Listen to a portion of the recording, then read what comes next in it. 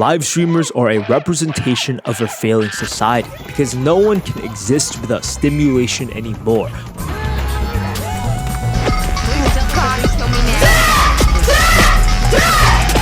When you're brushing your teeth, you're on the phone. When you're in the toilet, you're on the phone. When you're eating your food, you're watching a YouTube video.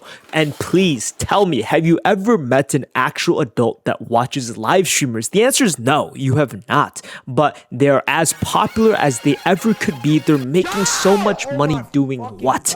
One of the reasons I can't own a TV is I've started having this thing where I've become convinced there's something really good on another channel and that I'm missing it. And so instead of watching, I'm scanning anxiously back and forth for this thing that I think I want that I don't even know what it is. YouTube is the new TV. Like literally, statistically, people watch more YouTube videos on their TV than Netflix, than cable, and it follows the same psychology of you're missing out if you don't watch these videos. Why would you pay $1,000 for a concert when you could listen to it for free? What's so enticing about live streaming is that it's happening right now. You are one of the few people that get to experience it right now. It's a conversation about insecurity with time.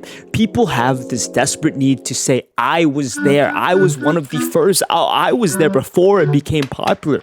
But what's so gratifying about that? Is that why people convince themselves to watch hours of dog shit? SpongeBob, why? Why did you set me on fire, SpongeBob? Why didn't you just write your essay? Stop wasting time! SpongeBob, you and I both know that you're just using me as a distraction so you don't have to write your essay. Time's up, SpongeBob. How does one end up in a position where they are addicted to content or addicted to anything? Because they are running away from something and they're using it as a distraction. Content doesn't make people distracted because people would want to be distracted anyway. Everyone is running away from something, and it's way easier to blame companies. Oh my God, they're evil. The billions of dollars are trying to grab my attention and it's working. But you have self-agency. People, stop pretending you don't have control over your own lives. You get to walk away from the phone, but it's the company's fault. Okay. They're coming for every second of your life. That's what these companies are coming to. This company as well. And it's not because anyone is bad. It's not because anyone in this company has evil plans or is trying to do this. They're not even doing it consciously. It's because these companies like Twitter and YouTube and Instagram and everything, they went public and they went to shareholders. So they have to grow. Their entire models are based off of growth. They cannot stay stagnant. Twitter grossed $4-5 billion last year. It is in the red. It is unprofitable. It has to get more of you. No matter how nice it's trying to be, it is all that they're trying to get more engagement from you. We used to colonize land. That was the thing you could expand into, and that's where money was to be made. We colonized the entire earth. There was no other place for the businesses and capitalism to expand into, and then they realized human attention. That they are now trying to colonize every minute of your life. That is what these people are trying to do. Every single free moment you have is a moment you could be looking at your phone and they could be gathering information to target ads at you. That's what's happening.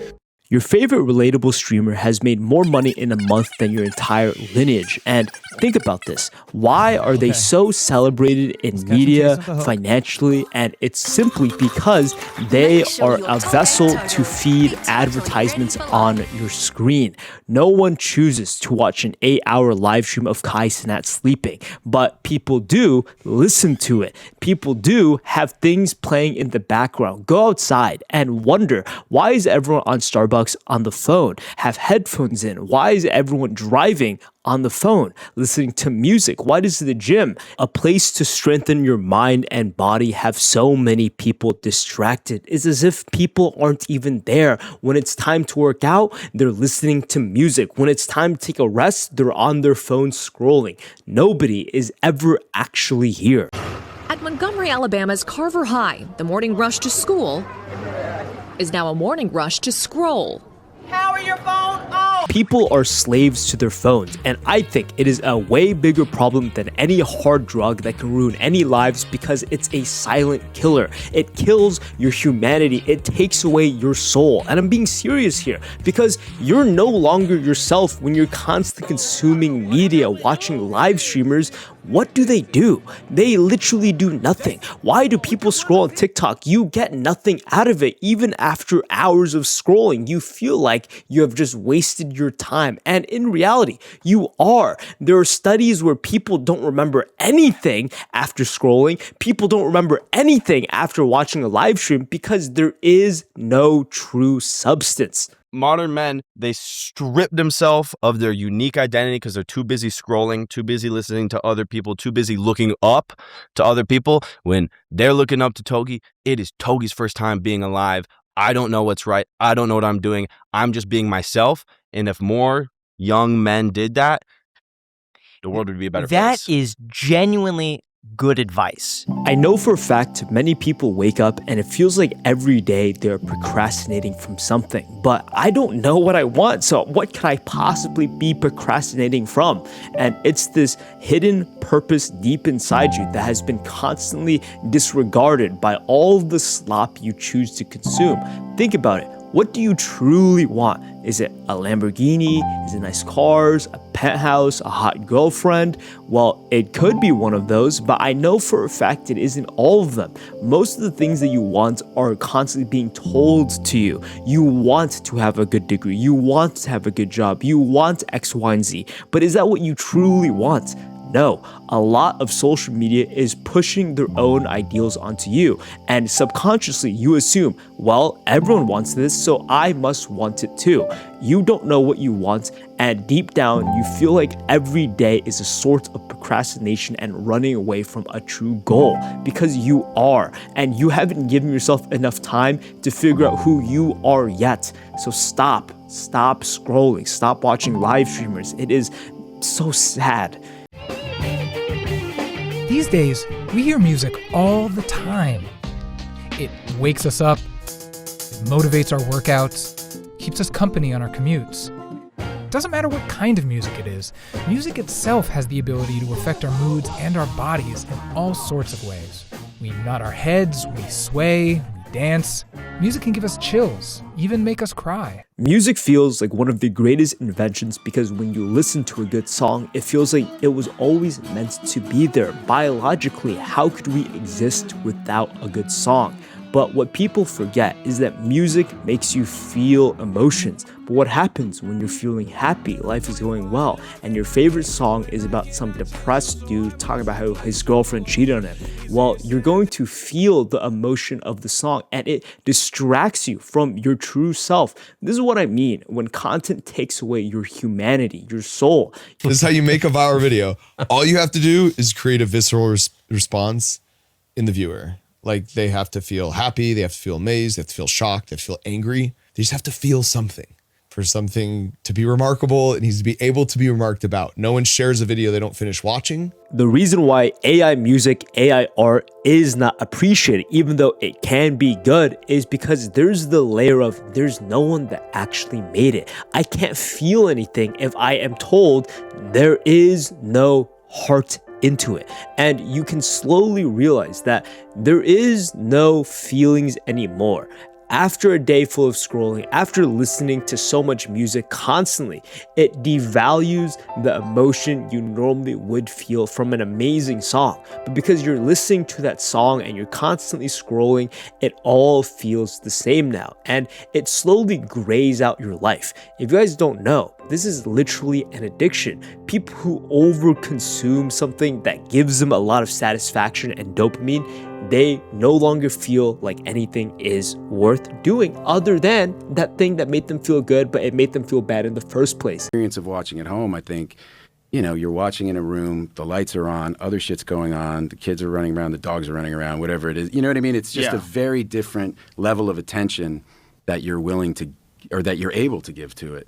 And that has a big effect. And it also ends up having an effect, or is starting to have an effect on how you make movies. Like, for instance, Netflix, you know, the standard way to make an action movie, that we learned was, you usually have like 3 set pieces, one in the first act, one in the second, one in the third. And, they kind of ramp up, and the big one with all the explosions, and you spend most of your money on that one in the third act. That's your kind of finale. And now they're like, can we get a big one in the first 5 minutes to get somebody, we want people to stay tuned in. And it wouldn't be terrible if you reiterated the plot 3 or 4 times in the dialogue, because people are on their phones while they're watching, you know what I mean? Oh, no. And so then it's going to really start to infringe on creatively. Nobody respects movies anymore. AMC used to be worth $31 billion, and now they're less than $2 billion. This is an obvious shift of how people consume content. It's no longer about its artistic vision, its story, but instead the visceral reaction and feeling something gives you. The most popular show on Netflix is not art, but instead a TV show, drama about neighbors, people beefing with each other, murderers. If you check the algorithms, it's live streamers crashing, people screaming, jumping up and down, overreacting for emotion's sake. You scroll on TikTok, there's cops videos where it's people screaming, crying, dying. Everything is meant to create a visceral reaction out of you. And when everything is so overly emotional and that's all you consume, nothing means anything anymore in the real life. This is what I mean when content takes away your humanity and soul. People have a real addiction to this. They cannot stop watching some shitty TV show about neighbors. Oh my god, she killed my cat and then she raped my dog. The longer you wait, the safer your dream becomes. As long as the business never starts, it could still succeed. As long as the book never gets written, it could still be brilliant. As long as the relationship never begins, it could still be perfect. That's the doorway. It keeps your dream safe from reality. And some people spend their whole lives there.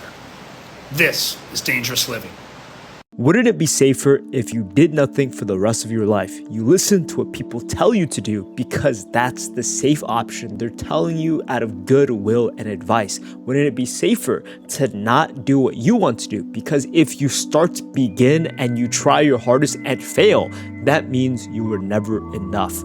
The thing is, people constantly scroll and watch live streams and all these videos because they're actively trying to find answers. In every single video, they try to provide value, and that's why you continue to watch. If there's value, you stay. But the problem is, you choosing to watch those videos that have value is actively depriving yourself from actual value in your own life. What I'm trying to say is you find the most valuable answers in the parts that are the most difficult. And if you're constantly consuming content to avoid the difficultness, all you're doing is living a dangerous life, a life you don't want to live. And this is not just about you, it's a reminder for myself. We always talk about, I have unconditional love. Unconditional love is, we don't even know it. Because if a person stops stimulating us, we stop loving them. You're not interesting to talk to anymore. Goodbye. But that real love that sometimes is difficult to have, that's that love. In this context, she's talking about relationships and your love for another person, but if you shift the perspective, it can be about yourself. Many people don't love themselves enough, and how they treat themselves is they constantly need some sort of stimulation. When is the last time you brushed your teeth without a phone? When is the last time you ate food with no one sitting right next to you, with no video being played, and you're just trying to savor the meal? I bet for many people, it's been a long time. Realistically, you need the phone when you're taking a shit because it'll feel like you're doing nothing, you're wasting your time. But remind yourself you're actively running away from the silence. And what's so scary about no noise being made? What's so scary about absolutely nothing? Well, you're scared because your thoughts will finally bubble up in all of the silence and you'll have to confront everything. I made a very detailed video about this. You know, a lot of people say, my best shots are in the shower thoughts. The only reason shower thoughts are a thing is because that's the only time in the day most people aren't distracted by something significant. Just water over you and then you're thinking for 5 minutes. And you have incredible ideas in just that 5 minutes. Imagine if you gave it more time. Like, subscribe, check out the school community for philosophy content, check out the Patreon for more content like this, but not edited. Toodly-doo.